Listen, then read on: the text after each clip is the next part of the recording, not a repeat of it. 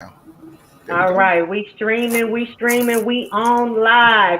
It is your girl D-Light, Opio, and Crockett 5050 Music Group podcast. We are in the building live on a Sunday morning. And let's talk radio. Let's talk business, music, business news, and all that. Go ahead and hit the intro. We ready. Show.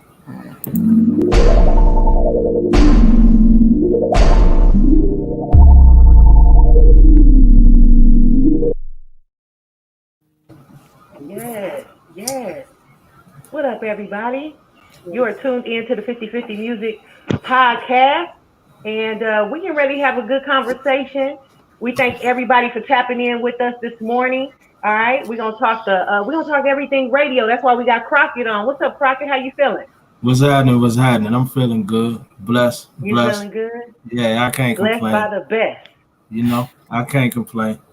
Amen, amen. And we got the man with the master plan Hey, on with us, hey, Opio. How hey, you what's doing? going on? I'm doing all right this morning. You know what I'm saying? After this, I'm gonna go ahead and look at the game and then get back to work a little bit. You know what I mean? So, Amen. I love yeah. it. I love it. Well, you know what? I appreciate y'all. I've been having all kind of technical issues this morning, so we are a little bit late. A little. I mean, but hey, if Hey, you it is watching the what it is. replay, yeah, if you ain't watching us live, you watching the replay. Usually we do this at 9 a.m. Pacific Standard Time and noon Eastern Standard Time, but we just a little bit late today. All right. So, but yeah, we got an interesting show lined up. I'm really excited about the show because apparently Crockett got a lot of background and history and knowledge in this area, and so do I. As Right. I have, as I've worked in radio, um, for a good portion of my life. Matter of fact, if some of y'all don't know, radio was my first job. Radio was Mm. my first job. I didn't flip burgers and everything. I do none of that. I interned at 99.1 KGGI out here in Riverside, California, and ended up on air overnight. But I ended up on air. And here, look at me now. You know what I'm saying? Look at me now. Senior label manager at 5050 Music Group. OPO, tell everybody your title and kind of what they do if this is their first time tapping in. Yeah, well, I'm the director manager of 5050 Music Group. I handle everything as far as partnerships. I look over everything. Like I say, partnerships, where the money coming from, where it's going, budget, everything. You know, everything. Produce Yeah, everything. everything. I do everything. I do a little bit of everything. You know what I mean? Yeah, man. It costs to be the boss, bro. It Hey, costs to man. be the boss. You know, Oh 4 hour. no. 4 hour sleeps. You know what I You know mean? what I'm You know how it saying? go. You It, That's know it, right. what? it is what it is. It is what it is. You know It what? is. And I need to put. I'm on today. I'm chimed in on my phone, and of course I got a call in the middle of the show. So did I freeze up? No, No. Okay. no. All right. Well, Crockett, we know Opio do everything. Um, we talked about your group. We talked about you signing a great male group that we're looking forward to blowing up, and we wanted to talk to you. We What want is you to this? Yeah, introduce let them. yourself. What your Yeah. title is and all that. Okay, well, they call me Crockett. Um, I got a lot of names. Some people know me as B Rod. Some people know me as Butch. Some people know me as Croc. Some people know me as Sosa. Um, but it's all the same guy. You know what I mean? Um, uh, I've done a little bit of everything in this game, man. From producing to being an artist to manager to uh, uh, radio rep, um, uh, promotion, party promotion, DJing. I've been around. You know what I'm saying? So um, I landed, thanks to OPO and the good brothers at 5050 Music Group. I landed a distro deal for my label a few years back and grew with 5050 and now a label manager over here.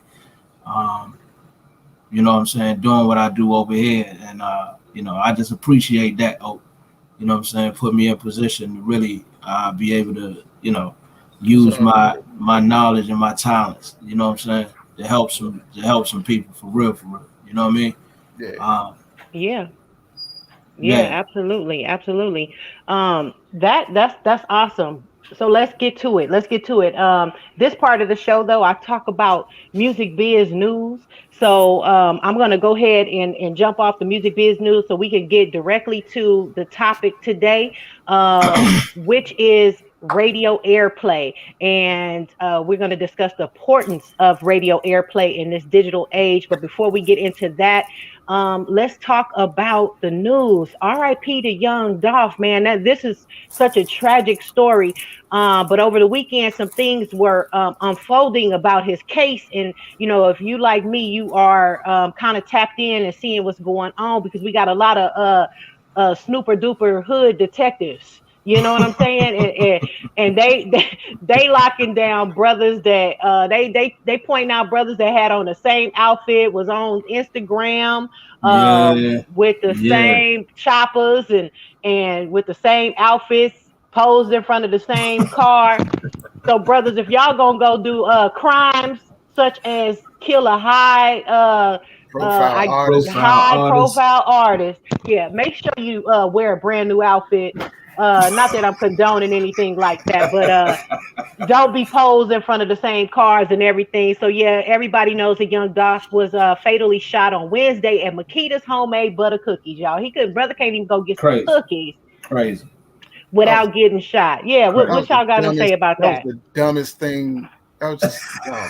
It was just dumb. That was That was dumb. just dumb. I agree. I agree. It was Dumb really, criminals. really dumb. Yeah. Mm. I agree. And Not Dolph going to get some cookies. That should be, you know what I'm saying? I mean, at the end of the day, it was. I say it was not thought out on either side because it. I mean, yeah, we might look at it and say, well, he was just going to get some cookies down the street at the store. He should be able to go get cookies, but you got to think about the entire situation. You know what I'm saying? You are a young multi-millionaire at this point. You came Yeah. from this area. Your past don't stop because you make money, because you Mm, become successful. Your past don't disappear. You know what I'm saying? What we mm, had to mm, do mm. is educate these young brothers, these young rappers that has all of this money. It's not keeping it real and keeping it 100 to stay in the same area that you were in when you were coming up, because you at some point you have to graduate. You graduate from being hungry to eating. So those people that you were hungry with, when you start eating and they're still hungry, you are not uh uh hungry no more. You're not a predator no more. You become the meal. Mm, And mm, mm, you mm. have to understand that. It's nothing wrong with that. It's a way that you go about doing it so that you can go back and walk freely in your hometown and your old neighborhoods and stuff like that. Because when you on the grind, you deal with I mean, we all came up that way. I deal with this part, and we don't really rock with that part over there. So Well, he did have some beefs, they say, exactly. with some major artists, and we're not even gonna talk about all of that because I sure don't want I to mean, stick my nose in somebody else's business. at Um, the end of the day, it still falls back to the same thing. But he came home to do a good deed, to give out turkeys for the upcoming Thanksgiving holiday that people more our people celebrate. And so he's he's trying to give away some turkeys. Obviously, they knew he touched down, he was home, and they was following him. Could have been a setup. So I've heard rumors a chick might have gave him the drop. But at the end of the day, we don't know. But I just really wanted to, just kind of take the opportunity to not really point no fingers out at him for just living and doing his thing. But we got to understand that our words are powerful. And Yeah. what we say as Let me artists, let me let go me ahead. let me let me let What you want me to say something? sum it up. Um, I I heard the same rumors that he was beefing. I'm not going, even if I come home to deliver some turkeys. Mm, I'm not going to a cookie place Thank in a Lambo Right, in the hood damn, right, damn. with no right. security. if I'm beef. That's true. You know, Even my if I'm son, not beef, yeah, Yeah. my son does celebrity security, and he just doesn't understand how we keep seeing these stories of these high profile artists getting hit, and they in places where they should be having, you know, a Yeah. fleet of Yeah. security. Yeah. because Same you thing. don't Like the you same. you don't Yeah. Sorry. travel the same way no more. Yeah. You have to You understand can't. it. You have to understand it. You Yeah, can't do the that's true. same things you used to do just cause you can't. Yeah. And you have Mm, to mm, mm. understand that. You have to graduate. Yeah. You have to graduate. Yeah. It's as simple as that. You have to Like I was. graduate. Yeah. I was reading when King Von got when he got killed. He ran away from, I guess, the group or the security that was protecting him. Right. He went over to, to the car, I guess, that he was beefing with or whoever that he was, what I mean, had a problem with. You know, Yeah. you can't. Nah, man, you can't do that just because you got money. You ain't I, Superman. I hope more of our artists learn from these previous situations because Yeah, it's just too much. I'm just tired of the RIPs. I'm tired of mothers having to bury their young sons. I'm tired of children not having their fathers, and it's just a sad situation all the way around. But I do want justice to be served, whatever the reasons why they did this. The two suspects, I know that they have sort of pinpointed them out, said they was following the Mm-hmm. some of the artists and stuff that he was beefing with. And so we'll see. But I know that the police last night, according to Fox 13, the police located the getaway car allegedly used by the two men who shot and killed young Dolph this week. So the light colored or the white Mercedes Benz was found in Oh, yeah, go ahead. it's the car. It's the car. Oh, it's the car. It's It's the the car. car. They found it in 'Cause an I, abandoned house. yeah, because I Um, saw it. I saw the passenger side back by the wheel, by the rear Yeah. uh-huh. wheel. It's kind of like I have a dent on the back of that right there. Yeah. So yeah, that dent is really nicely right there where they picked Yeah. that car up. Yeah. That dent is So right on there. Yep. I think Yep. the laws are one step closer with solving this case, and anybody that they say knows any information about the case, they urge to call Crime Stoppers at 901-528-CASH. Okay, so RIP to Young Dolph, and My feet, dog. yeah, man, very great artist. I wasn't, it takes me some time for this to happen, for me to tap into the music, but I know my sister and my son were big fans of his music, and they were really saddened to hear the news. So Yeah, great there we artist, are. great talent, man, great talent. Yeah. He came out here and did some work with an engineer that I know, uh, uh, Mike Reason. Mm. Great guy. You know what I'm saying? Good hearted, good spirited, good head on his shoulders. You know what I'm saying? So Yeah, he you was know what I'm buying saying? property, and it sounded Yeah, like he was a really great businessman. And yeah. I know he was signed over there to Empire. Now, Empire, it just seemed like, I mean, from Mo3 and King, just a lot of their artists is just, Yeah, they got them. The crows circling over there, Ghazi and them too. They man. the Snoop detective, the hood detectives got their eyes over there on Ghazi and them too. They Yeah, got some yeah, yeah. I rooms. saw that too. I saw that too because Yeah, yeah, about the life insurance and all that kind of yeah, stuff. So, oh Lord, have mercy. So let's just let's just pray. Let's just pray yeah. for our Let's just people. pray for our people, man. And, Yeah, let's because do good business, people. Let's do good business so we don't have that's to worry true. about these problems. You know what I mean? Yeah, that's true.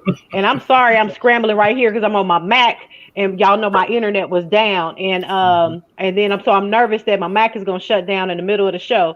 And but yeah, so anyways, I'm gonna read this story and then let y'all chime in, and maybe I can go get my plug and all that kind of stuff. But here we go. Story number 2. Let's talk Snapchat. Snapchat Snapchat inks a licensing deal with Sony Music Entertainment.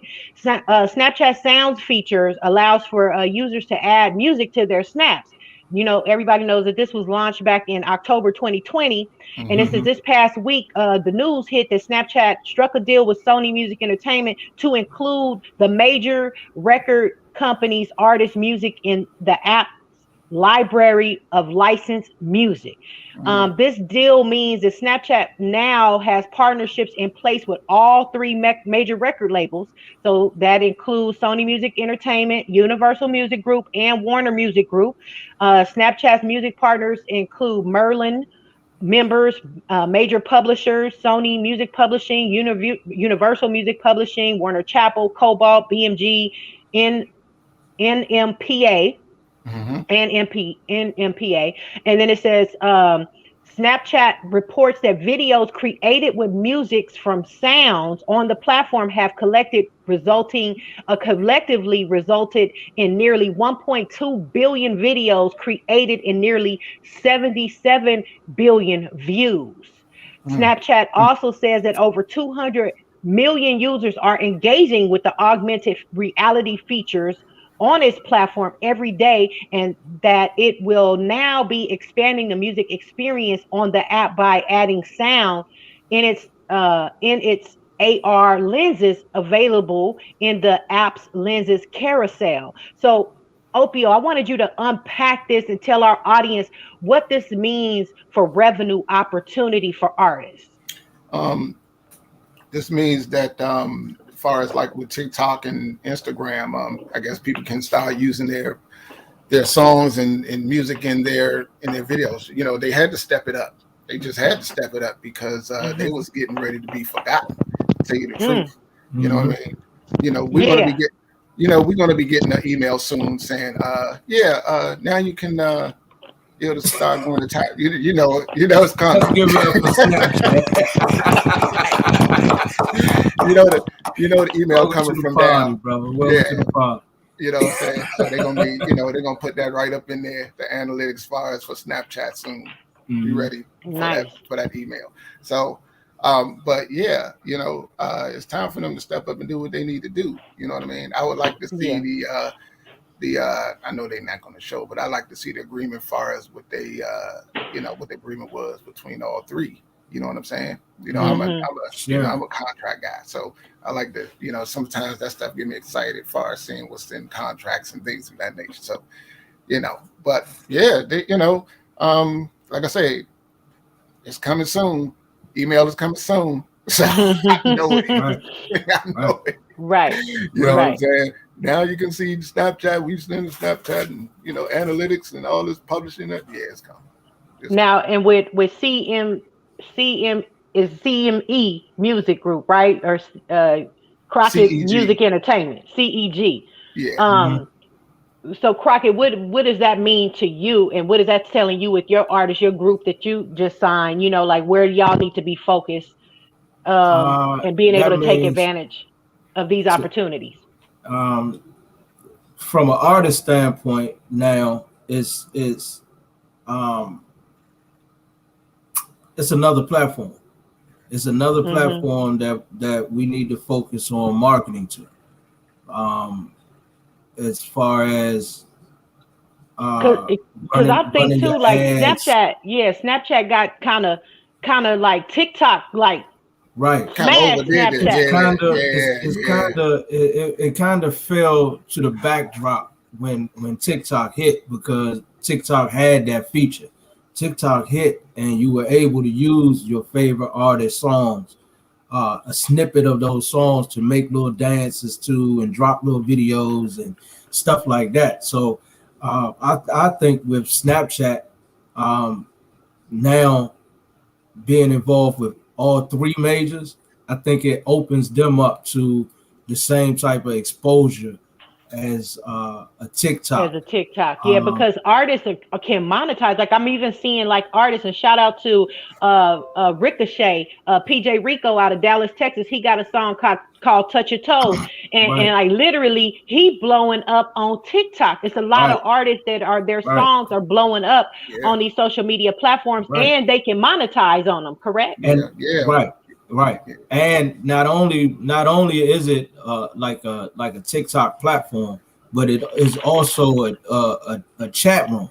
So now that gives you a whole nother avenue. If you can open up these songs and have them playing in the background while you're doing your chats, you know what I'm saying? As in, I can send Opio a message and have the song playing in the background with a video on this message that I'm sending him back, and we're doing this back and forth.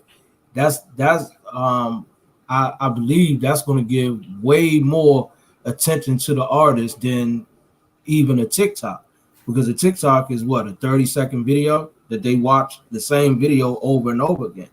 But if we're constantly interacting in real time, and we're sending these tracks back and forth real time as a backdrop to what we're actually talking about, that's something different. That's something that Instagram and Facebook not even doing. You know what I mean? Yeah. So I'm excited to see how they're going to integrate all of this and how it's going to work. Because I think if they do it right, they could pretty much jump in the lead of the social media wars going on right now. Mm-hmm. Yeah. Right. Let me turn this down. Sorry about that, y'all. Let me switch you over. Yeah, I'm actually on. Let me see. Wait a minute.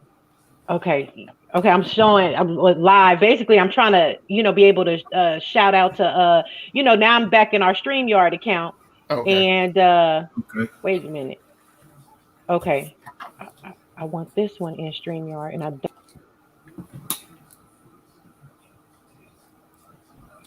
Your mic is muted. Today. All right. You want me to take you out the other one? You want me to take the other one out? Let me leave. Yeah, let me just leave that one. Did I leave that one? Yeah, that one gone. You good. Because I want to be able to interact with our people. Can y'all hear me? Yeah. Mm-hmm. Yeah, I want to be able to, mess around with the cameras and let me see. See, now I'm tripping. See, I want to be able to do all of this and see our people on Facebook and everybody that's chiming in. Shout out to Sharnette Hyder. That's my girl. She is an amazing artist too, by the way. Y'all check out Sharnette Hyder. She said, "Hey y'all, Sharnette is a blues artist. I'm trying to get her blues, soul, jazz. She does it all. I'm trying to get her over here too. We do recruit jazz and soul artists. I'm trying to get Sharnette over here too. Yeah. Don't worry about that. Sharnette gonna come. She gonna come on board. You hear me? And D Rob is in the building. Keep up the good work, D Light. Oh, thank you so much, sweetheart. Y'all can tap in right now too, wherever y'all tapping in from. Let us know whatever city y'all in. Look, she said, "Yeah, I'm coming. Come on, girl. Come on." She's got one hell of a catalog. So when we it's gonna be a lot of work though, because we got to pull down the music everywhere and put it back. Put it back over here. Yeah. We have a label together too. Yeah, we have a label together too. So yeah, she is coming. We it's on. So anyways, yeah, we just want everybody to know we live right now. So just let us know where you are live from. If you have a question for Opio, we always got Ask Opio. You get what I'm saying? Y'all can ask Crockett, ask me. If you have a question, go ahead and tap in and let us know. And so let me get back to one of our last stories. Since we were talking about Snapchat here, more Snapchat in the news today. Snapchat, they like, y'all don't leave us out the game. We still out here. So Snapchat also in the news this week. Wait a minute. Here it goes. Let me see where it is. Okay, Snapchat. They basically, wait a minute. That's not even Snapchat. Expands. Okay, wait a minute. This ain't Snapchat. I'm sorry. Spotify, y'all, expands into 6 new countries. All right, so including Iraq, Libya, Tajikistan, Venezuela, Republic of Congo, and Democratic Republic of Congo. So Spotify is now available in 184 markets. You get what I'm saying? So Iraq, y'all. Yeah, more markets and more Spotify opportunity, and that means more reach for music artists. Okay? I'm just, you know me. I'm a tech guy. I build platforms and everything like that, and I'm just thinking of the sheer magnitude of them, even the capacity to house what they are housing. You know what I'm saying? They must have like a warehouse, nothing but servers, and with different platforms to give different options and different languages and different, you know what I mean? That's just that's wild to even think of. You know what I mean? That's crazy. Yeah. That's crazy. Then you got to constantly update all of those at one time. You know what I mean? And different, man. Look at you. You dig deep. You going to servers. That's a lot. Y'all don't understand the magnitude of you keep expanding. When you expand like that, that means that you have a whole nother catalog of artists probably within that country, which you don't even know. That's probably 100,000 to probably 1 million more artists. That's going to like it opens up to millions of more music catalog, like you said, and artists and I just think it's the capacity great though for people like us, because you are typically, when we add your music to Spotify, you are seriously going global. Your music can reach the world. And it's just the sheer magnitude of the storage that goes along with that. I'm just I'm calculating in my head the storage and how much so that's me, you know what I'm saying? He's checking out right now. That's all. He's checking out. He's checking out. Yeah, he get like that sometimes. He'll check out on you. Reel him back. This brother thinking about the server space. Yeah, man. Hey, you got to think about it. You got to think about it though. Expanding into those countries, it makes you think about the magnitude of Spotify. You know what I'm saying? And how they've grown over the last 10 years? Yeah. You know what I'm saying? As a streaming platform, and the importance of their brand in the industry right now is ridiculous. You know what I'm saying? It's ridiculous. Like they're bringing them expanding into Iraq that way. It takes, think about this. It'll take you from Washington, D.C., the studio in Washington, D.C., to a living room, some kids, some teenagers' bedroom in Iraq at 12:30 at night. Yeah, I mean, you can literally make money while you sleeping. You're making money while you sleeping. Your music is being played all over the world. Yeah, on demand or in playlists. Right. 24 hours a day, constantly. Right. Like it's just the sheer power reach of that is crazy. Yeah. You know what I'm saying? When you think about, good segue into what we're going to be talking about today. When you think about the reach of the digital era and how it's expanded the music industry from say 15, 20 years ago, that is the magnitude of that is crazy. When I think about it, to hear Spotify is now in 180 some odd markets, that's crazy. Yeah. Well, Sharnette says she's sharing, so thank you. Ooh, thank you, man. Everybody, like, share. Thank you, Sharnette. Yeah, definitely. Let everybody know we are on and tap in, because we got a good topic that we are getting ready to talk about radio airplay in a minute.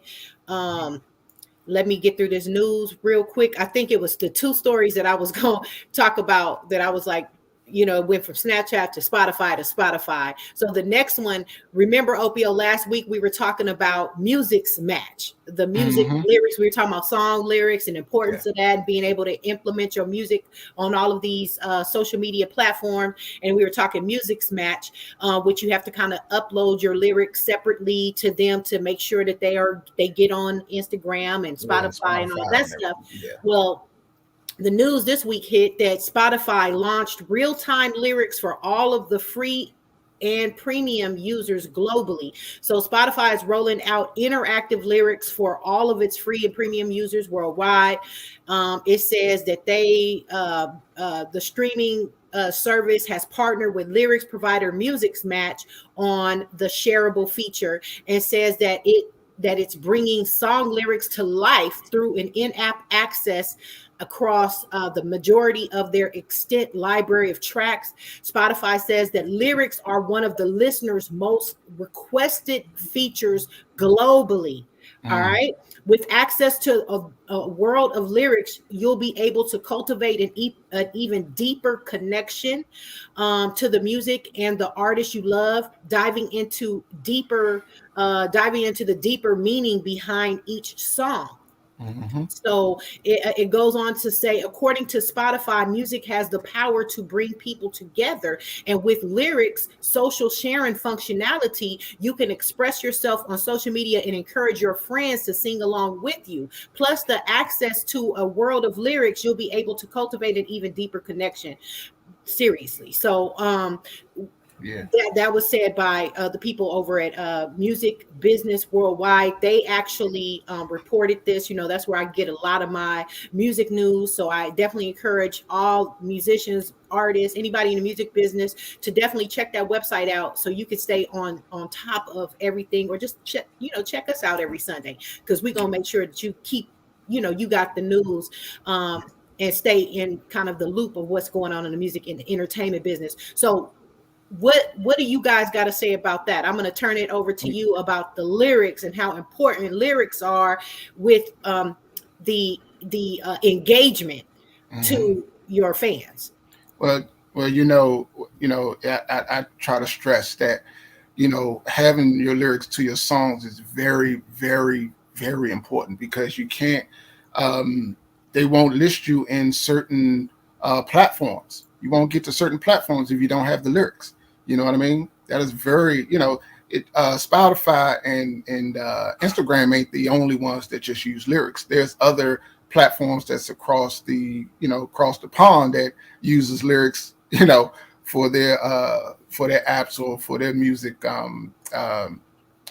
platforms and things as well. You know what I mean? So it is very important that you have your lyrics, and I know that Music Match, they rolled out, you can also contribute as an artist, or you can just be a contributor, or you can be a curator, as far as being an organization to submit lyrics and things of that nature. You know what I'm saying? They also going into the publishing side of it, and everything like that. So we're already in, so don't even worry about that. We're already in with that. We're already in with that. But yeah, it is very, very, very important that you have your lyrics. You know what I mean? I run into that all the time. I go through, and a lot of people don't know that I really go through and see what everyone distribute, and I go through and see exactly what's being distributed and how did they fill out everything. Do they got their lyrics and everything like that? I do that on a daily. You know what I mean? I'm just not one of those people just be doing whatever. No, I go through it and I comb through it. I be up 3 o'clock in the morning. Yeah. Check him out, Crockett. Hey, I know it. You know what I'm saying? So it is very important that you you have your lyrics. You know what I mean? Absolutely. Like I not only am I a music I would say administrator or manager, marketer, but I love music, and it is a way that I can share maybe my feeling, my mood for the day. I can share a social media Instagram story, and half the time and I don't listen to really like the Beyonce's, your mainstream artists. I'm more of an underground independent artist, music connoisseur. So and usually those artists, they don't have the lyrics, or they're not on those social media platforms sometimes, and it's disheartening. So But I mean, that's artists, where we come in. That's that's where where we, we come at. administration. The administration. That's where Right. we come in. I'm trying to get them. I'm trying to get them. I feel like it's necessary. Them putting the lyrics up like that, it helps the fan get a better understanding of the song. Yeah. And like Music Match said, a deeper connection. Right. You know what I'm saying? So I think that's very important. I think it will improve the quality of music, because now the artists have to make the songs make sense. But now I'm just trying to figure out though, Opio, I really want to ask the question and we got to get back to the people, because now then I said, are we going to now still have to fill out? We're going to have to go to Music's Match separately and upload our lyrics to them still? Or with this relationship now with Spotify, because we submit to Spotify. So when you do that, as a label, will we just be able to submit the lyrics to Spotify, or you know what I mean? I'm trying to say, Music's Match. I know that we are a part of Music Match, but far as with Spotify, if they have that ability, in their platform, but if they have that ability in their platform, then But I think that we still have to do it through Music Match, and they built some type of API code or something where they can put in the lyrics. You know what I mean? It'll automatically go into Spotify and that song. So they just had to build an API or something. I mean, Spotify got a lot of APIs as far as security to enter into their platform where you can do certain things. So that's how people be, making their apps. Well, that's what I'm gonna dig a little bit deeper, because I'm trying to figure out, okay, what does that mean for us as label managers? You know what I mean? Are we gonna have to advise our clients to go to Music Match still and upload their lyrics? For right now, I would. Yes, I would do that. Yeah, but I think there could be something to it. It could be something to it, though, y'all. It could make a potential one less step that you have to do to get your music on social media and stuff. Can y'all hear me okay? Because I plugged in my headphones over here. Yeah, we can hear you. Cool. I think I'm back up now. Halfway through the show, I feel like I got my footing. The whole rest of the way, y'all, I'm really out here winging it. So, all praises to the Most High. Let's see. We got another comment. You always look so glamorous, Delise. Well, thank you. Me and Kathleen go back real far. We tapped into all of our people. So like, share, subscribe. If y'all have a music question, definitely ask us. All right. So I have one other thing I wanted to talk about real quick before we go into our topic, because I'm really anxious and ready to talk about the importance of radio promotion and talk about radio airplay. All right, but I'm on this whole NFT thing right here. I watched some videos this week. I'm trying to get more in depth to what's going on with this, and then this story also. Got the story from musicbizworldwide.com, and I also saw an ad on my Instagram. It popped up, so because I guess I've been looking at NFT, and they use, ad tracking. Ad tracking. So this came up in front of me, but I had no idea that Quincy Jones he's behind this particular NFT. So it says, let me read the story. An exclusive Whitney Houston NFT collection will be sold via non-fungible token NFT platform on the NFT platform One Of. The exclusive collection includes an earlier unreleased full-length song demo recording that Houston made at age 17. So this kind of made me think, so this kind of opens up where if you've got some content that is not going to be released, but it's something more special, and I guess valuable, that Hmm. it's something exclusive that you could turn it into an NFT. So let's continue on. So described as one iconic item, the recording will be auctioned in December, with auction details revealed on December 1st at one of Dot World, a 2-day immersive art, music, and NFT experience during Miami Art Week. One of raised 63 million in a seed round in May from prominent tech and music industry veterans. The platform was co-founded by tech entrepreneur Lynn Dye, digital media exclusive Joshua James, and music industry veteran Adam Fail, in partnership with Quincy Jones and Quincy Jones Productions. Yeah. Oh, okay. Because I was like, Yeah. it seemed like I couldn't hear your background anymore. I'm like, oh my God, I'm offline again. No. You good. It says, according to the winner of the auction will have personal access to the recording in their own one of vault, along with a digital video created by breakout 17-year-old artist Diana Sinclair. Proceeds from the sales of the collection will go to the nonprofit Whitney E. Houston's foundation. So I'm really just trying to wrap my head around these non-fungible tokens and seeing the value. But people like Jay-Z and all of these big musicians are really, buying this digital artwork, and and then like Timbaland, and then we saw what Tory Lanez is doing. I didn't know, Opio, did you just have any comment? You, Crockett, y'all want to talk about this at all? Oh, we're getting ready to get into that. Like I told you last week, man. Yeah. We're looking to, we're looking to build our own, NFT marketplace. You know what I mean? And our own NFT conversion platform. To convert your audio over to, so you can put it on our marketplace. So. That will be rolling out in the next, probably, let's see, I'll just say 2022, Okay. very soon. So that's what I'm looking to do. I really would like to get into it sooner, you know what I'm saying, rather than later.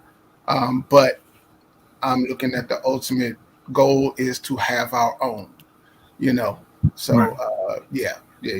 So that's what I'm looking at and getting ready to do. Yeah, it's definitely kind of like where things are headed in this whole metaverse Mhm. that we're in right now. So yeah, Uh, that was something, I wanted to definitely speak on. What do you have to say, Crockett? uh, I'm investigating. I'm trying to see exactly how the it's an old saying. It said, "Follow the money." So if you follow the money, if you follow the money trail, you'll always get your answers. So I'm just trying to follow where the money is coming from. You know what I'm saying? Right. Tory Lanez did something um, historic. He went platinum with an NFT album in a Yeah. day, in less than a Yeah. day, like an And hour or it's something. right. And You then know what I'm somebody saying? resold it. Somebody Right. resold it for And 50,000. right. Yeah. And it tweaked my interest. Like, okay, how does the fan make money off of this project that he released as an NFT and sold for $1? He made $1 million, and then the fan turns around and makes 50,000 off of 50,000. selling that copy. Who bought that And I copy? believe, and I, you know And what, what and I think, what is tied to that for it to be worth $50,000? Like, I'm intrigued by that. yeah, I guess because it's exclusive through the NFT, and you can't get it nowhere else. You know what I mean? So I Fifty guess that thousand dollars, bro. I know, right? Gee. I know. And if somebody bought it, hey, if somebody bought it, That's Because an that's the thing. investment. Right. It becomes yours. It becomes something. If there's only 1,000 of them, I mean 1,000,000 of them that exist, then you are one in 1,000,000. You know what I'm saying? Now you have something that, is of value because it was a limited creation of it. You know what I'm saying? So Right, now this whole right. Whitney Houston thing and what Timbaland is doing, it really is definitely something that I think every news story that comes across music biz news, I'm gonna be talking about every week, because you know it is something that we need to pay attention to. Yeah. Opio, I don't Definitely. have you heard about OpenSea.io? This is OpenSea is, it says discover, collect, and sell extraordinary NFTs. So this is where my friend over at Algorithm, Algorithms recording. So Nate is usually on. He usually taps in with us, but Nate has his store over there, Algorithm Recordings. So Nate is always tapped into the show, leaving us comments. So Nathan Watley, shout out to him. He's definitely, you know, kind of having conversations and bringing me up to speed. I know Opio, you and Crockett, y'all got your ear tapped to the ground too, but you know, I'm trying to keep up, because it's just, the world is ever changing. And so speaking of that, in this digital age that we're in, it is time to talk about radio airplay, and how important is it in this digital age. We finally get into the stories. I said I'm gonna stop. I'm gonna make our news stories a little bit shorter. I only did 4 this time, but it still seemed like it takes us about an hour to get through the news. Yeah, we started a little late, so that's, we did start late. So Lord have mercy. Everybody bless my heart. Bless my heart. I mean, I had no internet. I was running late already, trying to get myself together. But anyways, so we got some tips about radio airplay. We're gonna talk about the radio airplay in this digital age, because some artists seem to think that, you know, because of Spotify and TikTok and everything like that, you know, which I try to tell them that do not get yourself, don't be mistaken, because the Billboard charts and the Billboard Awards, American Music Awards, and all that kind of stuff, that's all ran by, you know, the amount of radio airplays that you get. So don't count radio out, even though you think I don't listen to radio no more. That's how the world, the music world, and between radio and records, that's how it operates. You know? You don't have to listen to the radio for the radio to control what you listen to. I'm just saying. Right. I'm just saying. You know. Yeah. So there are two different. There are, you know, two different type of you know, radio. I guess I would say two different type of, I guess, radio airplay. Okay. There's commercial and non-commercial. Okay. First of all, everybody, commercial radio would be, you know, what you hear on the radio stations. Okay. Terrestrial radio. Terrestrial radio. And non-commercial, what would be like your TikToks, your social media, stuff like that. The difference is commercial radio reports to the pros, to your performance rights organizations. That's what makes them commercial.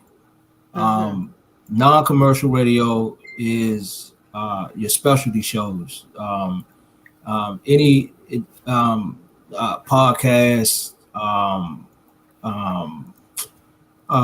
live streams, things of that nature that's not registered with one of the performance rights organizations, which is ASCAP, BMI, or I always say this one wrong, CSAC. Yeah, CSAC. There you go. Thank you. I'll be on here sounding crazy. College radio CSAC, too. Right. College radio. CSAC is usually where you are going to get all of your college radio reports and stuff like that, and your international reports usually come through CSAC, because ASCAP and BMI do survey based reporting, where they're now getting into the digital age, where they have their servers and stuff like that. They were forced into it, but for a long time they did survey reports. So you know, that's pretty much the difference. Where you want to be is commercial radio. Right, and then that includes your Sirius XM satellite radio, satellite, internet radio, FM radio station FM commercials. radio, Yeah. AM. Yeah. So I just wanted to kind of put that out there first so people know the difference, because people may have not known there's two different types of radio airplay. Now, talking about that, and before we get into any kind of tips and just talking about the radio discussion, you did mention, kind of registering like media base and BDS. Before you even think about radio artists, you got to get your songs registered with SoundScan, BDS, media base, Grace Note. Now, Opio, does Grace Note, when you send the music through us, I see Grace Note as one of our partners, and like SoundScan. Do the artists still have to like register with Sound Exchange? I'm sorry. Do they still have to register with like Sound Exchange and Grace Note? No, they don't have to register with Sound Exchange, CSAC, ASCAP, or BMI. But we do have to independently do it through media base. And media base and BDS, because BDS is Nielsen SoundScan. Yeah. So you guys got to, through distribution through us and maybe some other platforms. I'm not sure about that. Yeah, that's some of the administrative administrative duties that we do. Yeah, we actually register, and your song gets registered through them. But then independently, if you want the commercial radio, if you do get your songs on commercial radio, you have to have it it has to be tracked first in the radio, the major tracking system, like Crockett was talking about, right, Crockett? Right. Yeah, go ahead. I know it's a lot. I know. I mean, okay. All artists should know by now. You have to register with ASCAP, BMI, or somebody. You have to be registered so that you can publish your material, your music. Right. But some people, like, when it comes to like, because for example, I have to do that sometimes, and that's part of me being as a label manager. Some people don't know, so that's what this show is about, to educate for real, because some people want radio airplay and then they realize that they haven't gotten their song registered on media base or BDS, so they won't even before we even go there with the song, you have to register yourself as either a writer or a composer with one of the pros, one of the performance rights organizations. You have to go in and register so that you can have your IPI numbers. Period. I promise you, I have artists that don't even have that. And it's like, okay, that's the first step, y'all. Let's go and take you over to ASCAP or BMI or CSAC, because you have to have a performance rights organization. Right. And all three of them, they can track you with whoever you're with, but you have to be registered with at least one. All with at least one of them. We got that out the way. That's first and foremost. Okay. Then, now I want radio airplay. Right. Now I want my song on the radio. Okay. Right. Well, if you want to get paid, then you wanna have your song on commercial radio. Now that's the tricky part, because you can it used to be where you can go to the radio station and grease a few palms, smile at a few people, shake a few hands, and you can get your song placed in one of the rotational playlists during the time of the survey. You know what I'm saying? Now it's a lot different. The FCC cracked down on what they call payola. Fast forward to now, with this digital age that's going on, that's not how it works anymore. The radio stations pretty much play what comes down from the broadcast house that owns them. So now it's you have to maneuver a little bit and work the market a little bit, and come out of pocket a little bit. to be able to reap the benefits, which is why you need a machine behind you. You know what I'm saying? A lot of artists, I get a lot of artists and a lot of producers and writers coming to me asking me, you know, can I get them placements? Can I get them? Can I get their songs placed with artists that's coming out so that they can get some publishing money? I said, well, you know, just because they dropped the album and you wrote the song, you're not gonna get publishing, right? You don't know that, right? And they tell, well, I got my IPI numbers and all this and that. So every time one of them songs spin, I get this and I get that. And I'm like, nah, there's a difference. There's a difference between a stream and a radio spin. Yeah, because I was asking Opio that yesterday. I was talking to him about publishing. Right. But he was like, well, and that's totally different not getting radio airplay. Yeah. Okay. Yeah. That's totally different than your royalties. Your publishing check that publishing check don't come from your label. Yeah, let me go ahead and ask Opio to break that down. Like, how does artists get, I guess, revenue from radio airplay and publishing? Can you break that down a little bit, Opio? I mean, what they do is, he can tell you a lot better than I can because that's his expertise. You know what I'm saying? But right. Your publishing, like you were saying, your publishing doesn't come from your label, but the publishing comes from ASCAP, BMI, or your publishing administrator. You know, exactly. Which is UMG is our publishing administrator, so it'll come to us through them. You know what I mean? As far as to we give them a little percentage order to register all of our content and everything like that. You also get paid for publishing if your music videos go to TV networks like MTV, right. BET, VH1, things of that nature. And a lot of people don't know, that is a big revenue. I don't know, yes. And some artists, don't even. I don't know if they think it's too far-fetched to reach, you know what I'm saying? But it ain't that far-fetched to reach if you do your due diligence on how you do your marketing and how you do your promotions. You know what I'm saying? You need your marketing drivers. Let me know if I'm going too fast. But you need your marketing drivers and everything to put to let them know exactly what's going on with you and how everything is going as far as your promotion and marketing. You know what I mean? And then they will make their determination if they want to post your your music video on MTV or whoever the curator is that you submitted to. You know what I mean? So it's a lot that goes into the radio and the promotion. It ain't just dropping your stuff in there and think it's going to get played. No.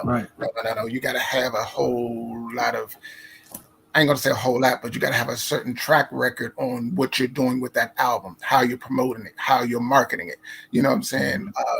A lot of things, that's dealing around with that record.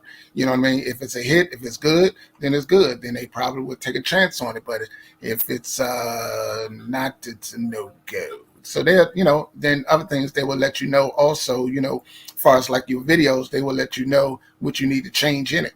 You know what I'm saying? In order to make it to that market. You know what I mean? So, but that's basically how it works. Right. How we do things. Yeah. Now, Crockett, since he said you did have a little more, you do have knowledge of this as well. Is there anything that you wanted to add, or did you guys feel like you covered it all as far as how they monetize from radio airplay? As far as getting paid for your spins, first of all, if it's radio for your audio track, you have to be placed in the rotational playlist, which comes down from the broadcast house. And your broadcast houses are the companies, the broadcast companies that own the radio stations around the country, like your Radio Ones, your CBS Broadcasting, your Infinity Broadcasting, Jones Broadcasting, those guys, those companies own your KYSs and PGCs and Hot 97s and those stations. So The rotation list is a playlist that's sent down from the broadcast house to the radio stations that they own, depending Right. on the genre of music that you're placing. So Right. the where it used to be um, an exclusive thing where it was only the major labels that had contracts with these broadcast houses. Now a lot of the sub labels or the mini majors now have access to these broadcast houses. But what the artists don't understand is they don't understand that Spotify, uh, Apple Music, SoundCloud, these are not radio stations. These are not, they don't pay out to the performance rights organizations. These are where you get your royalties. These fall under your distribution. They don't fall under your radio marketing. Your radio marketing, Point. your radio marketing is what pushes your music to the broadcast houses. That's for terrestrial radio. Now that we're in the digital age, you have internet radio. One of the biggest internet radio broadcast houses out here is Live 365. It's an app, and it houses hundreds of thousands of internet radio stations. Now, these internet radio stations all pay out to the pros. All of them pay their annual fees to the performance rights organizations. So they're all of the music that's being played on these radio stations, these internet radio stations, are paying royalties to the artists. So it comes down to, not only do you need radio for popularity purposes, but you need radio for revenue. The radio has positioned itself where they break the records regardless, because you can't get a Grammy if you're not getting radio play of some kind. You're not going to be considered for a Grammy. You can't get an ASCAP award as a writer if your song is not getting radio play. It can be internet radio, it could be satellite radio, it could be terrestrial radio, but it has to be commercial radio play in order for them to track it. Okay, so I just wanted to stop you just right there because you're saying a whole lot. And shout out to DJ Commando because he tapped in. He's saying a whole lot, and I pulled up the media-based chart so maybe we can educate the artists a little bit more and give them like what this all means. Let's look into the numbers of this, right, Crockett? Okay. But I just wanted to shout out to DJ Commando, Troy Williams on Facebook. He says, I think artists should focus more on the singles than an album. That's his perspective. I got something to say about that one. Okay, we're gonna come. You already know. We should come back to that. I'm with you. Okay, wait a minute. All right. Well, you know what? Since we talk, we do say if you have a question, a comment, leave it.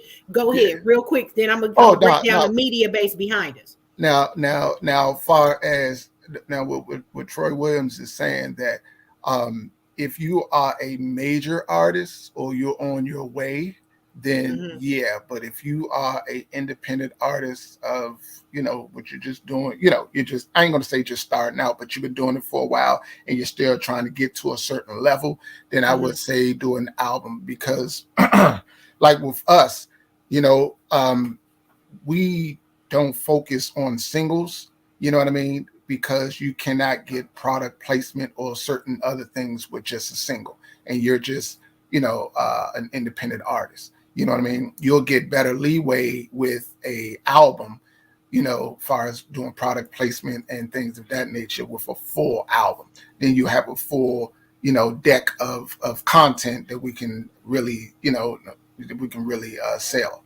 You know what I mean? So, because I think Russ, one of the, I guess, the most notable independent artist that kind of started with TuneCore, that he said, as an artist, as an indie artist, but at the end of the day, he was on his own doing it how he's doing it. And then Troy did say he agrees with that. So, shout out to Troy. I think you kind of broke that down. But I do agree with that. You need to start kind of building a catalog of music and building up your arsenal. Okay. But one artist like Russ out there in Atlanta, who, now he's ended up signing to a major label. He said he was putting out albums, but he slowed down on the albums and just started kind of putting out singles. But at that point, we can say what you said is true. He started building an arsenal. He had arsenal of music and stuff in the can to continue to drop. So he went from just dropping albums to just dropping singles. But at that point, he was having, a volume. Yeah. You got to have that volume. Content is key. The more content you have, the better you'll be off. You're better off. All right. Yeah. Crockett, what you got to say? Crockett was looking like, let me take my headphones off. I got something to say. I feel like the body of work is key. You know what I'm saying? If you like Ope said, if you're on your way, if you're building your catalog, you're trying to really let your audience know who you are. You know what I'm saying? As an artist, then you need a body of work. Absolutely. Because a single, you can drop a single and then it's a nice single, but then there's no after that. Right. You know what I'm saying? There's nothing to follow up with. There's nothing else for the potential fan or follower to latch on to. It's just the single. And now they're in a situation where they're waiting. But if you have a collective body of work, you have a couple of albums that you dropped, a couple of tapes that you've already dropped. I do agree. Yeah, let's focus on the singles and building this wave that we can get you on, because you have a body of work now for your potential audience to gravitate to. So absolutely. I agree.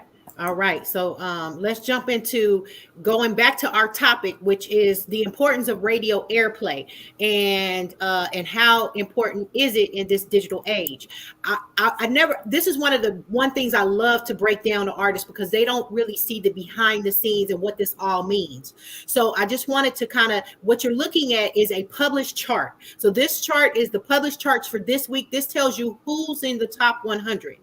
And so right now, this is it Capella Gray, which is what's weird. I listened to the song. It's kind of like, it's like an Afro pop, almost Afro urban song. Yeah. It's sort of like WizKid's Essence, which is a certified hit the moment I heard it. But so these two songs are kind of like Afro urban pop, I guess you would call it, Afro beat. Afro beat type music. And both of these songs are number 1 and number 2 in the country right now, according to the media-based urban charts. To get to number 1 and 2 status, these songs, and can you guys see this okay? They accumulated 6,000. Is it Gaialis? Is something that's the name of that single? Like, anybody more familiar with this artist than me? I'm like, damn, this guy's number 1 on the charts. I ain't never heard of him. I had to be like, let me go check this out. I'm real. Like, oh Lord. But anyways, and then WizKid's Essence has been on the charts. It says weeks on the charts, 19 weeks. He got 6,450 spins this week. And so he's increased about 100 or so spins from last week. And the number 1 song increased about, let's say about 400 and something spins or 483. See, it tells you the plus or minus. Right. So then it goes on to tell you how many overnight spins, how many AM spins, midday, PM, evening, and how the song moved up and down compared to last week. So anyway, so that song is number 1, and Normani, shout out to her. She's on RCA. Her song is number 3 this week. So you kind of see, and then shout out to Drake. I think he's breaking all kind of records, but right now he's got 2 songs in top 10, top 5, for example. So Way Too Sexy Future featuring, and I hate Young Thug's verse. I just have to say that. I just when the third verse come on, I'll be like turning it off. For some reason, I hate that verse. But anyways, I like the song, but I hate that verse.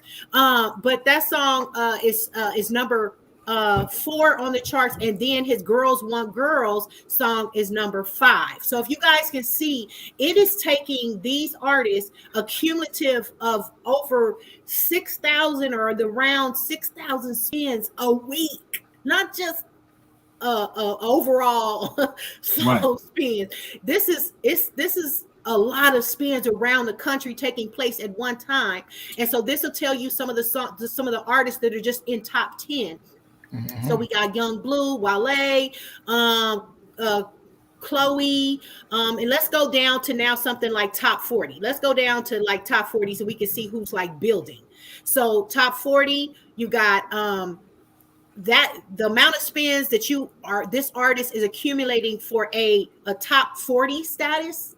Okay, Thailand, My Type featuring Soulja Boy, that is 658 spins in 1 week. And that artist jumped from number 46 last week to now being in the top 40. So you see, this is what puts you on the charts. And I always say, if you're not on the charts, you're not on the charts. Right. Seriously. See, this is what artists need to understand. Yes. This is charting.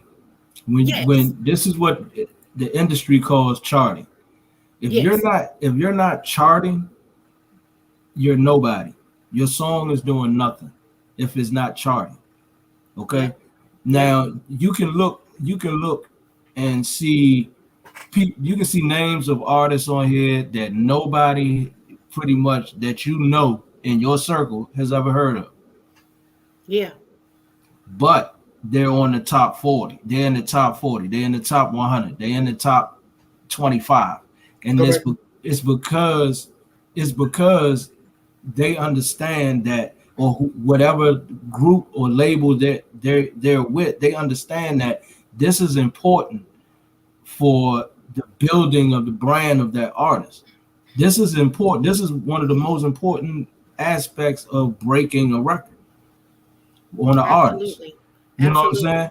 You can't get shows. You can't get appearances. You're not going to get paid for shows. You're not going to get paid for appearances. You're not going to get considered for any awards or any award shows or magazine publishings or any of that if you're not charting, because they have nothing to go off of. And what I run across is a lot of independent artists now. They feel like, well, we don't need radio no more. We doing this or we doing that, and we not focused on this. We focusing on TikTok, or we focusing on social media. We focusing on shows, or whatever your focus is right now.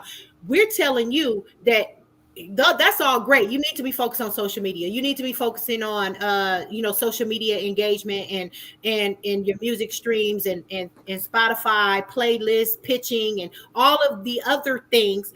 But don't sleep on this, because this is actually determining your charting determines those awards, your recognition, and where your career is going. It determines your success. It determines your success in the game. It's just that simple.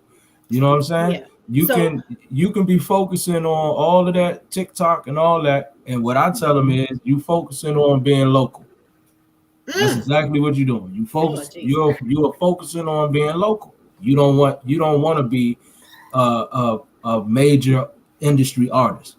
Yeah. If you say I don't need radio right now, I say okay, and I turn around and I walk away. I forget your number, I forget your name, I leave you where you at, because to me you don't understand what it's going to take to be a major artist, and that means I'm wasting time and calories. Right. Now I wanted to show them real quick before we jump off into the next part of this conversation. So this is the alpha data chart report. So this is more of your the streams. This is more of your streaming chart. So as you can see, Adele, her song is actually Easy on Me is number 1 right now with and these kind of come out not this is weekly. but this is showing 1029. But anyway, she accumulated 27 million streams on this particular song, on demand audio, on demand video, and then streams, as you guys can see these numbers. And then Lil Nas X, Industry Baby, he's number 2. He's got a total of 18 million streams. And as you guys can see, it's broken down on demand video and on demand audio. A lot of people don't know what on demand means. Okay. On demand means that you actually went and looked for it and you clicked on it. Right. That's what that means. You actually went and clicked on it, like, you know, and you went and searched for it and you clicked on it and said, yeah, I want to hear this song. This is what I want to listen to right now. And let's understand this too, the difference between these two reports. This is your weekly program stream report. So this is reflective of your let's say your distribution, your distro side of it. Not so much as your radio spins, even though it's under media base. Yes. Mm-hmm. Yeah. So, and it used to, I don't know what happened, because it was Shazam at one point, and now it went to this company right here, Alpha Data Chart Report. So they changed whoever is tracking the streaming numbers, but all of this stuff is tracked, ladies and gentlemen. Yeah. And that's why that's important. Yeah. Media base is one of the reporting services. You also have DTR, which is Digital Radio Tracker. Mm-hmm. You also have All Access, which is another platform like Media Base, and then you have your terrestrial radio platforms as far as Billboard and Nielsen. Which all of them are pretty much ran under that Billboard umbrella, because Billboard is like the universal of that market. They're like, they have their hands on everything. You know what I'm saying? So, but yeah, since we're educating, I just want our listeners to understand that it's not just one platform, it's not just this, it's not just that, it's several different charts. So when you're looking at the Grammys and you see this artist win or nominated for Artist of the Year, and nobody heard of them ever in life, and they from some little far off Venezuelan island or something, you know what I'm saying? This is the reason why. It's because they've been getting 12,000 spins a month for the last 8 months on their campaign to be nominated for this grant. You know what I'm saying? Right. And shout out to DJ Commando. He tapped in and he's dropping comments, and we really appreciate you and everybody that's liked, shared, and they're leaving comments, or if they have a question, make sure you put that right there on the screen, because we're getting it in real time. And so DJ Commando pretty much wanted to say, as you guys can see on the screen, and that's my point on focusing on a single so that they can find that hit and chart. You know what I'm saying? Right. So so that is, in a sense, I know that working with him and other DJs, being a core DJ, that DJs sometimes they get a lot of music and they just want to know, what's the song we focusing on? What's the song that I need to be supporting you, that we pushing? You know what I'm saying? So artists sometimes they do give you like a whole mixtape or a whole album, but we need to focus on what I need to focus on. So sometimes DJs be lost. That's the difference between music coming from independent artists and music coming from a label. Because if the music is coming from a label, even though we putting the album out on that artist, we're going to drop 3 singles on that artist. We're going to sit down with the artist and decide what 3 singles is going to push this project. You know what I'm saying? And those are the singles that the DJs are going to get from the labels. Now, from the artists, they're going to drop their whole independent artist going to drop a whole 22 track mixtape in that DJ's inbox. There's no way in the world the DJ going to be able to sift through that and figure out what's the hit. They want to know. They just need good sound direction, and we do, we talk about that a lot. I think every show that we've launched so far, we talked about treating a release like it's a new release, like it's a new packaged up product, and we got to put a label on it. We got to make it look good. We got to make sure it sounds good, and we got to push it and have a marketing campaign and strategy behind it. So with that being said, how do you get radio airplay? Let's talk about giving these artists tips and people that are tapped in, and I have some tips, but I want you guys to add in yours. First of all, your song, it should be a great song, your best song, okay? Yes. Then people don't understand the length of the song is important too for radio airplay. Right. Okay. Because I have worked in radio, like I said, in Dallas, Texas, here in California. Program directors can't fit in a 5-minute song, y'all. That's why the songs keep getting shorter and shorter in length. So because they want to play, instead of playing 12 songs in 1 hour, they want to be able to get 15 songs in an hour, more music. We play more music every hour. You know what I'm saying? So they can't play and fit your 5-minute song in there. You get what I'm saying? So the song for the radio, your single, should be no more than 3 minutes and 40 seconds. What y'all have to say about having a great song and the length of your song? I would say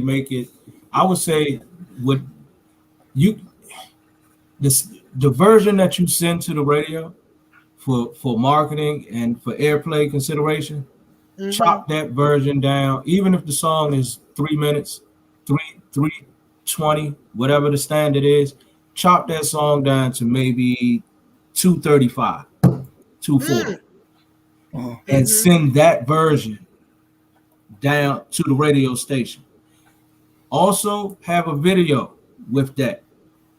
Put a package that last week. Very important. Have a package together for that song already. Have some type of direction and promo for the song. Send them a bio talking about the song, talking about you and the song. Not where you came from, who your mom and them is, how long you was locked up, and all that. Put a bio together talking about the song. How you came up with it, what's the meaning behind it, who the song you want the song to relate to, you know what I'm saying? And also drop a tag for the radio station, drop a station ID for that particular station that you're doing the song for.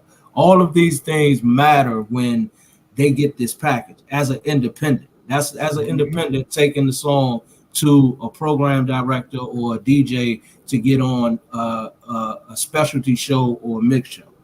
You know what I'm saying? I have to add, this is something that I used to watch my music director, shout out to Big Bink. Big Bink used to have to create an intro for a song. Say, for instance, we really like the song, but he would have to go in and create an intro to the song because it's not enough room for a radio announcer to talk up to the song to introduce your song. It just jump in right this way, just you just drop in, and it's like give us a little talk time so we can kind of talk up and introduce your song and talk about what we got coming up and say your name. You get what I'm saying? Give us 10-15 seconds in the beginning of the song, warm it up before you come in, or do a version of that. And sometimes, like, shout out to vertigo.com, a digital distribution service. When you submit your songs to them, they want the radio, they want the acapella, they want the street version. And then the radio version should have that, in the acapella street, the acapella dirty, they want it, and they want it all kind of, they want those different versions, and it's a strategy behind that. Ladies and gentlemen, I'm here to tell you, as a DJ, they need that acapella because they may want to drop your song on my mix show. Yeah, they might want to put it on a Drake track because because Drake is a hotter artist or he's just more popular and people are familiar with Drake's beat and they're not familiar with you. So they may play Drake's beat underneath your acapella and then slide your song in, and they be like, dang, they loving your song because it's something familiar. You get what I'm saying? And then they might do the same thing. They may let Drake rap over your instrumental. Okay, because it's familiar. So that people be tripping, don't want to give you the instrumental, and they don't take the time when they do the mix and master and everything. What happened to you, Opio? He's looking like the silent partner. Oh or the no, shadow no. guy. I was looking up some other information. Go ahead. Okay. And well, let's just see who else. Just see, Sharnette said I found that it's demographic sound of that track where the track's gonna hit. I agree, 3 tracks or less. All right, Sharnette. All right. Then she said push it, and yes, tapping in. All right, thank you so much. But yeah, Crockett, what do you have to say about like just some of the stuff that what do you have to say about what I just said? My statement. I totally agree. I totally agree because it's more to it than just putting your song out, sending your song up to the radio station and them liking it and playing it. Is a lot more that goes into it than that. You know what I'm saying? A lot of times they don't even have the leeway to add your song to the playlist, to the rotation playlist.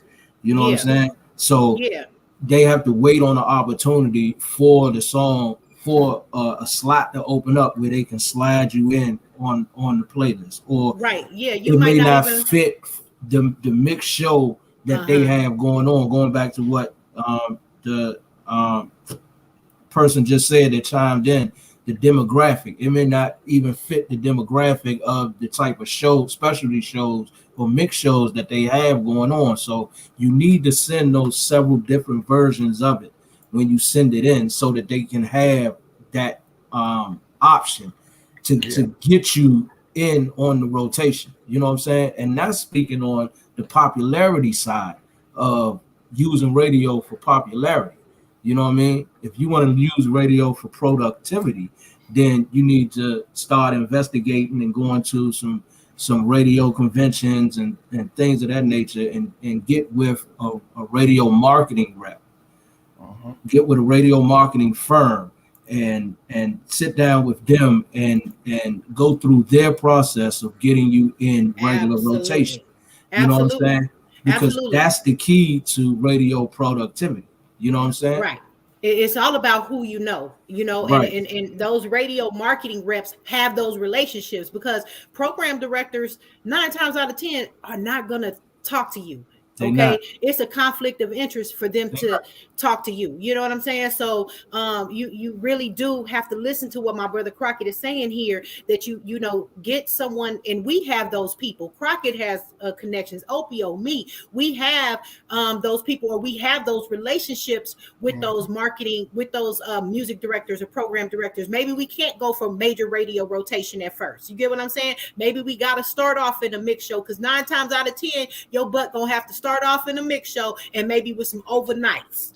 Some overnight spins. It's not what you want to hear, but you got to crawl before you walk. The thing, that's another thing. Those overnight spins are those are productivity. That's productivity. That's your rotation, your overnight. The best spins to get, the rotation spins, are the spins where you always hear the same artist. The spins where you don't have a radio personality talking or doing a show while they're on the radio. Right. You dig what I'm saying? So those 1 o'clock in the morning to 6 a.m. those spins, that's that playlist that came down from the broadcast house. That's where the survey is going to fall. That's where you know what I'm saying? That's where the productivity is, because that's where you can run your spins up at. You know what I'm saying? Think about how many songs you can get in. Right. Time span. You know what I'm saying? So we can really break this show into 2 parts. I don't know if you want to come back next week, because I'm telling you, this is like I don't know how long we want to go today, because we've been on live for an hour and a half, Opio. Hey, let's go another 30 minutes. Let's go another 30 minutes so we can try. But if we got to do a part 2, Crockett, I think we're gonna have to do a part 2 because for sure. You know what I like to kind of expand on, and people may not know, when I left radio, I actually went and worked for a radio consultant, or those radio marketing firms that you're talking about. All right. And we touched many records. I'm talking about your mainstream artists. We do the business with the radio stations and the labels, okay? And it's a campaign. People go for ads. It's a whole strategy.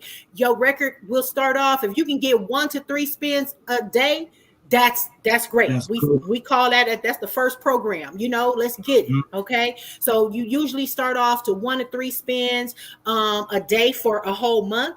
Then if your record does good, it researches well, because they do right. They send out emails to their listening audience saying, hey, do you have a minute to do a little survey with us here at this radio station?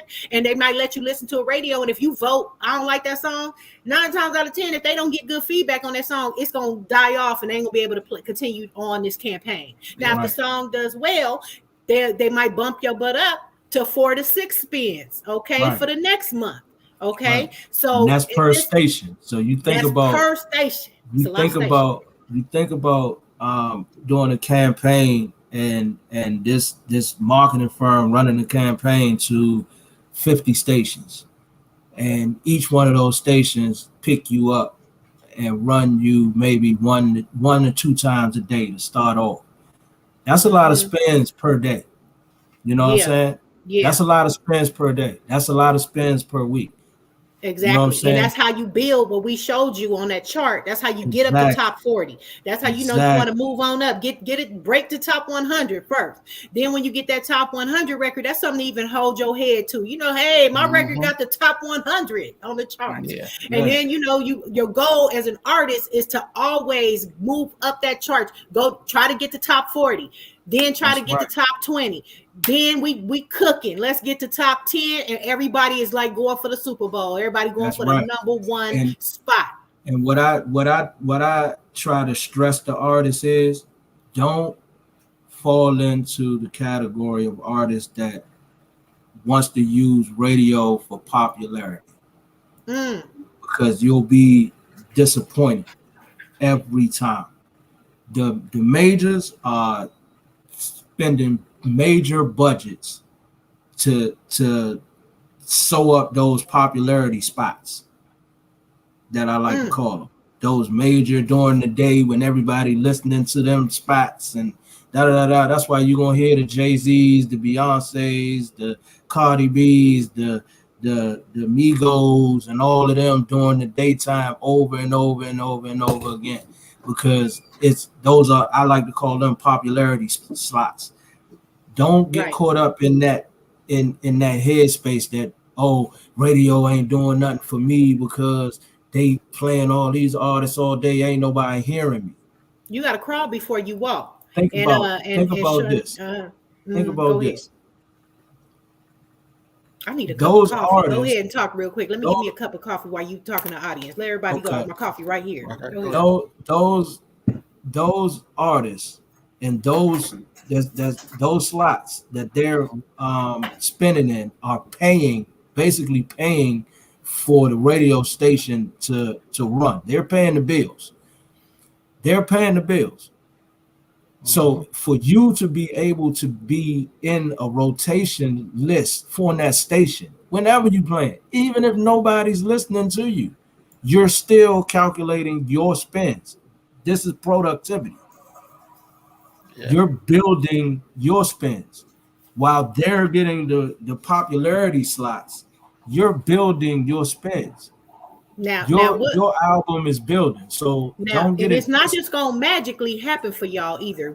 I hate to be the bearer of bad news, but any business requires a certain level of marketing promotion. You just can't go open up Jack's Chicken Shack, okay, out here and don't have any social media presence, no digital promotions, no kind of advertising. You have to have a strategy and hire a good team that can make all of these moves for you and make that happen. So a venture capitalist raising kind of funds, however, you got to be creative to do that, or get yourself in a position to have enough buds where you can get an indie label or somebody to back you financially. But I mean, I would say a good radio campaign and a good team behind you without kind of, y'all looking too deep off into like payola or anything like that. But just if you want to hire a good team, I would say I've seen people work for, maybe start off with a $10,000 campaign,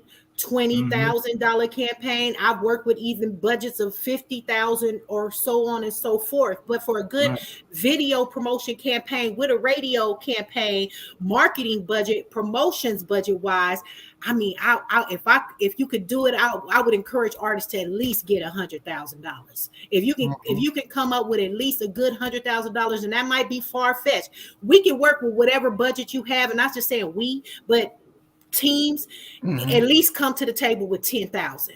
You get what I'm saying? To try to get the buzz started. Get a good team hired that'll back you and give you their time, energy, a good radio promotion push on a single to start building some buzz. I would say would be a good 10,000, maybe cover maybe 2 months, maybe 8 weeks, maybe 8 to 12 weeks. On a good radio marketing push, it'll cover you, and you can do some real nice startup numbers. Progress, start making some progress. If you set yourself as an artist, you set yourself to do a radio budget of let's say 8 to 10,000, let's say 8 to 12,000 on your radio marketing budget every 3 months. In a year's time, you'll see a major difference. You'll see a major difference in the productivity of your career. You know what I'm saying? And I mean that's just being artists. Now these major labels are dropping $250,000 on a campaign. You know what I'm saying? They're gonna drop $250,000. They're gonna drop $500,000 on a campaign for 6 months. But they're gonna take it back out your money. They're gonna take it right back. They're gonna recoup. Because they know the publishing that you're gonna get kicked back off that $500,000. You're gonna get about a quarter back. You're gonna get about a $250,000 back off that $500,000. It takes money to make money. It takes money to make money. It really does. For an independent artist to really break ground and really get the wheels turning and make some noise out here, I would say between 8 to 12,000 every 3 months. You're absolutely right. Now, have some people's songs been successful on TikTok, and that's helped them build a popularity and buzz, and possibly get some radio station love? Now we have a artist that we just dropped called Mark May, which his single just is really, really popular on TikTok and YouTube. So it's so many daggone collaborations on YouTube, man, we can't even count. You know what I'm saying? But it's all monetized. I tell you, it's all monetized. So, but that's all good. You know what I'm saying? But the thing is that, so now we seeing that the radio is now picking it up. You know what I mean? And it's doing, it's doing some nice little numbers on the radio. I think it all works hand in hand. You know what I'm saying? You got to kind of got this going on over here and this going on over here. It's a really It's about momentum. It really, you're absolutely right, because what I've seen is if your spins are off, it has to be all charting at the same time. That's what makes it build up and move up that chart, because it's happening, as we can see. It's 6,000 something spins, 6,500 spins to be the number 1, number 2 song in the country. That's a whole lot of momentum. But remember that goes all the way back to your release being in sync. You know what I mean? You know what I'm saying? You don't want to drop, your single or your album, then you drop in the video 2 months later, then you drop another single 4 months. No, it's never going to get no momentum that way. You have to have some type of rollout strategy for the project. And other than that, you just throwing grits on the wall and hoping that it stick. You know what I mean? Amen. And it's gonna run every time. You know what I mean? So have it in order. Sit down with your team and really put a strategy together, and include a radio budget.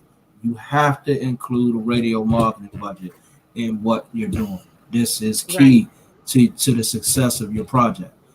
You Right. cannot just drop and think it's going to go because they like it. That's not how it works. I can't stress that enough. And I would Yeah. also like to say, don't sleep on internet radio. Do not Yeah. underestimate internet radio, because And internet speaking of radio, that, you keep talking, but I'm gonna show them this screen. I'm gonna show them the digital tracker. You mentioned that, and I just yeah, wanted them to see it while you're telling them don't right. sleep on internet radio. Let's look at this Now digital. this is Yeah. digital radio track, digital radio tracker. This platform tracks your internet radio spins. Okay, internet radio, satellite radio spins. As you can see, you got Spotify over here. You got Apple. You got your Apple Music icon Yeah, over here, I'm gonna go down. right? I'm gonna go down And, and show you some of the internet radio stations. They listed some of their partners below here, and that right is here. because Spotify has radio stations on their platform. Apple Mm, Music has radio stations on their platform. So they're not tracking your your streams on hmm digital radio trackers. They're tracking the spins that you're getting from the internet radio stations that's on their platform. Okay. Yeah, Um, they also track from Live 365, Shoutcast, Dash. podcast, Pandora, iHeartRadio, all of your internet radio stations. Internet radio has gotten so big to where there's more internet radio stations than there is satellite and terrestrial stations combined. Let's yeah, put it that way. yeah, So if you can you can campaign to 50 radio stations, regular radio stations, terrestrial and satellite stations, and with the same budget, you can campaign to 1,500 internet radio stations. You see what I'm saying? And all of them are paying out to the performance rights organizations. So it's all legitimate. It all feeds into your publishing. You see what I'm saying? So the yeah, artists need to understand, and managers as well. They need to understand the importance of internet radio. Internet radio, I can start an internet radio station on Live 365 and start spinning your records in my playlist, and you're getting publishing paid to you for the records that I'm spinning from my living room from my independent radio station. And you have radio stations like that all over the world that's under this internet radio station, this internet radio broadcast house. So it's a lot that goes into that. I just want the artists to know, do not sleep on internet radio. Do not right. underestimate the power of internet radio. Okay. And what's so interesting with this, they have it all broken down by genre. And so I went directly to the R&B, hip hop, because I showed you guys urban charts earlier, but they have country, they have inspirational. So if you can see Chris Brown, No Guidance, Lizzo, major artists. Hertz, major artists are, getting their spins. The Baby, and I have to say, as a label manager and as a music consultant, one of the first or plaques I ever received was from this particular service. Mhm. Once your record does chart and get to a certain status, meaning you broke top 40 or you went to top 10 or top 20, you can order a plaque from here. Yeah, so don't sleep like. And it all mean the same thing, bro. It all mean the same thing. If you top 40, if you made the top 40 DTRs, it's just as prestigious as you making the top 40 of media base or all access. You dig what I'm saying? It's all ranking the same thing. You know what I mean? As you can see, you have the major labels. If internet radio was not important, the major labels would not have their artists on those charts. Man, we have dropped so much game on this show, and let me see, we got about 18 minutes left. Yeah. So let's just go ahead and let me talk about. I think some of the other tips were the artwork. You talked about the packaging and the look and the EPK and the marketing. We touched all of that. One other key thing is a good master. It says mastering. When your final mix is ready, it's time to master your music. So, Yeah. you definitely don't want to send this song to a radio station if it's not crisp and Yes. its Yes. best. Yes. We call it sonically sound.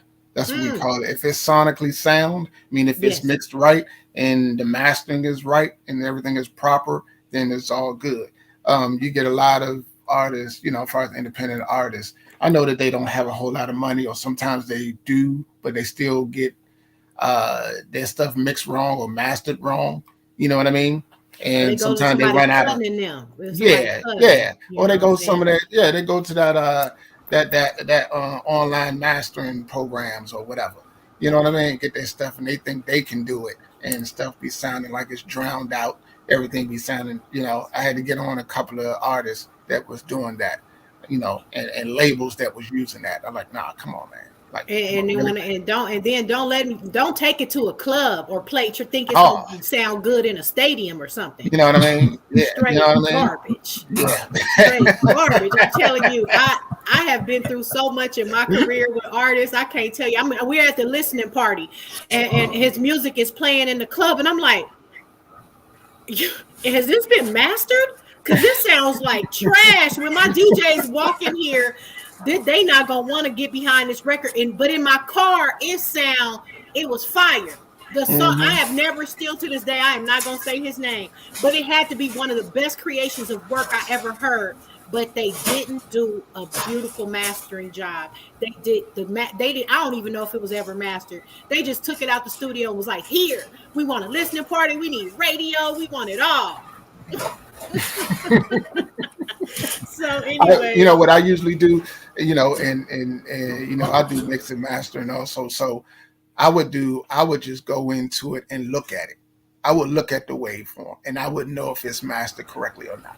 I don't even have to look. I don't even have to listen to it. Lord have mercy. I would just look at it and be like, okay, I see what they're doing. They use this. They use that. They use this. I could just go by and just look at it and say, oh, okay. My hotel. Let me tell you one time. Let me tell you a funny story, because I ain't even talking to his butt right now. But my brother is a producer and a dynamic artist. Now me and him unfortunately fell out after my dad died. But that was one of the key brothers that I have to say. I'm gonna put him on blast. I ain't gonna put my client on blast, but I'm gonna put my family member on blast. But he's like, "Yeah, go to my show. We got a show tonight." I'm like, "All right, rah rah." I turn on my phone. I'm ready. It's his turn to perform. I'm talking about, it sound like a can coming out the speaker, like plugged into one of them old, like Little Rascals coming out the can. It was so bad, bro. I just put my phone up, like, as he started rapping, I just put my phone up and backed away. So it's important to have the proper mix and mastering, period. Yes, period. And yes, so shout out to Ann. Ann said this is so good. I'm glad you guys are loving the content and liking the show. So make sure you like, subscribe, share with somebody that needs to hear this information. I think we are dropping jewels. I mean, for people to know what the media-based charts look like, to see what their record label reps are actually getting up every morning after they put all this marketing and promotions behind your record, what they're looking at to determine what we got to continue to spend, what we need to do next, and how they strategize on your music. We showed you guys some of that, the digital radio tracker, internet radio, and the importance of that. I just wanted to ask you though, Crockett, in this digital age, I think we have done a great job at outlining the importance of radio, but I just didn't know if you wanted to add anything else, because we are in a digital age. We do have TikTok, we do have Spotify, and then look at that. We talked about what is it, Spotify? We talk about that other one. What's the other? Snapchat. Snapchat. Everybody is they're focusing on music features in their app. So there is this digital age that we're living in, but terrestrial radio and what else did you want to add? Because we showed you about the charting. That stuff is all great, but What only thing I would add is I would just reiterate, do not dismiss radio of any form. Do not dismiss radio, because as I said when we first started, radio, you don't have to listen to radio for radio to impact what you listen to. That's true, because you as an artist might not listen to radio, but fans are listening. That's the reason. Radio is key to breaking any record. And the major labels in this industry know it. The major players in this industry know this industry does not move without radio. Right. Whether people want to believe it or not, this industry does not move without radio, because radio is how you discover new artists, how you discover new music. Radio is how they pay the bills. Without radio, most of the DJs wouldn't be who they are. It would be, no platforms for your recurring shows, your DJ popularity outside of performing in clubs. You know what I'm saying? Like, radio touches a lot of different parts of this industry. So as an artist, as a manager, as an independent label, as an entertainer in this business, do not dismiss radio of any kind. I think also that radio is kind of a measuring stick on where that artist is in their career. Right. You know what I mean? And are they for real, or are they just, are they an artist, or are they just being an artist? If you know the difference, you know what I'm saying? If they they just being an artist, or are they an artist? You know what I'm saying? As far as to seriously get into their career, or seriously do what they need to do far as for their career. You know what I mean? So and it may take some research. You might need to know what all these states and the major cities, or even some of the smaller cities that touch my state. Like, where am I? So if I'm in, let's say for example, I'm in Dallas, Texas. You got Oklahoma next to me. You got Louisiana. You got Houston. You got San Antonio. You got El Paso. You got Lawton, Oklahoma, Oklahoma City. You got all of these different markets. You have to have a team and then strategize, and maybe start with the mixers, because then they can kind of get you into where the program director is. And I know it's kind of hard. I sympathize with artists. They be like, man, everybody got their hand out, everybody want to get paid. And even when I go to the club, DJs, if just to play my song in the club, they want to get paid, and I do feel for them. You got to kind of differentiate between the weak or the real and the fake, and people that are just trying to take your money. But so that's why it's important to maybe have a good manager and have somebody that knows, they can go directly to the sources, somebody that can go directly to DJs. They have a relationship. This is a relationship business where, get to a team. That's kind of my tip. You got to kind of gain clout from gain clout in your city and in the streets first before you try to get radio too. Now I was going to say, tell me about the co-DJ thing. I know that you. The coast to coast Crockett, DJs. You coast to coast DJs. I'm court DJ. So like both of us are label managers, and both of us are down with DJ organizations and have relationships with DJs. See what I'm saying? That says a lot about both of us as label managers. So go ahead. Right. So I agree with what she's saying. As a DJ, being a part of the Coast to Coast DJ Coalition, it's kind of hard to do it without radio, bro. It's kind of hard to do it without you having some type of, like you said, Opio, that measuring stick for us to gauge what your project is going to do. You know what I'm saying? Even as a DJ, because if I'm as a coast to coast mixtape DJ, I get mixtapes all the time. And do I know who this artist is? How do I research this artist? How do I research this independent artist? Do I go to YouTube?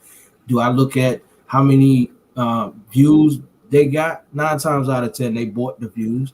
That's cool. Do I go to their Instagram account, look at how many followers they have to determine how to gauge them on whether I want to host this mixtape for them or not?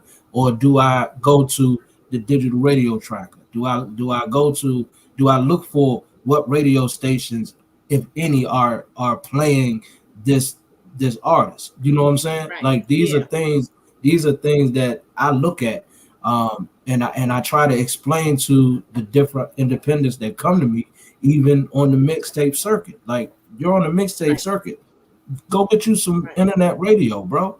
Right. You know that was one of the tips. Go one of get the you tips some is internet radio. Focus on non-commercial radio first. You know what I mean? But internet radio is commercial radio. Well, it says non. They called it non. They, it does say that's the myth. That's the radio myth. Programmers, they take that's the myth. That's the myth. Commercial, non-commercial radio at first. Yeah, so but it's the myth because I mean, at this point, I think it was back in the day, but now with people like digital radio trackers and everything, and being able to really chart, it's changed the game. It's changed the game. They're now paying. They made the FCC made them register their stations with the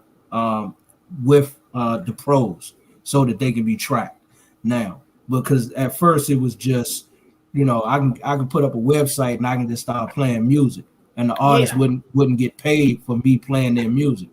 But now, you got to after the Napster thing and all that. Mm-hmm. Now you have to pay into the service. And stream, you know what I'm saying? So it made them become commercial radio. Yeah, you're right. What I'm saying? And people didn't understand that, but the majors did. That's why you see a lot of their, and there's still some non-reporting stations. There's still some non-reporting, which I'm not a big fan of. Like, but they call those like community stations and stuff. But let's not get it messed up. They might be a small town like in Oklahoma, but it's still ran by the program director who runs the Oklahoma City station, or he might run the Lawton, Oklahoma station, but he still run that small station here, and maybe even run another couple stations out of state. So you never know. Just focusing on a non-reporting station may lead. Yeah, it's saying it's a domino effect. It could lead to one thing, could lead to another. Exactly. So don't sleep on the smaller stations. Exactly. It gets you in the game. Get your foot in the door. Another. You talked about sending over an electronic press kit, cultivate organic Airplay, think globally, sign with a label. There are different tips, and I wish we had enough time to go over everything, but I'm enjoying this conversation, and but we gonna go ahead and kind of wind it down. Crockett, can we have you back on the show to talk about radio again pretty soon? Oh. Definitely. Yeah. Let's see what Charnette had to say. She said, at the end of the day, you must invest in yourself. Your city is gonna come around when you are hot everywhere else. And yes, internet radio stations are important. Now, this is coming from an artist who has a catalog, and she's been pushing herself as a Black woman for a long time, and has great videos and everything to go with it. So thanks. The reason I'm a part of atxsoulradio.com, you must keep investing. And yes, you need a team and a management. So thank you, Charnette. We're running out of time, and she got a whole message out there for the people. You hear me? But we thank you so much for tuning in. Let me see. Opio, did you want to talk about your mastering secrets and tips next week, or is it? We'll do that next week. We'll do that next. Well, I did have a tip One tip for you guys is I'm going to start dropping maybe some people that you guys need to be following on social media.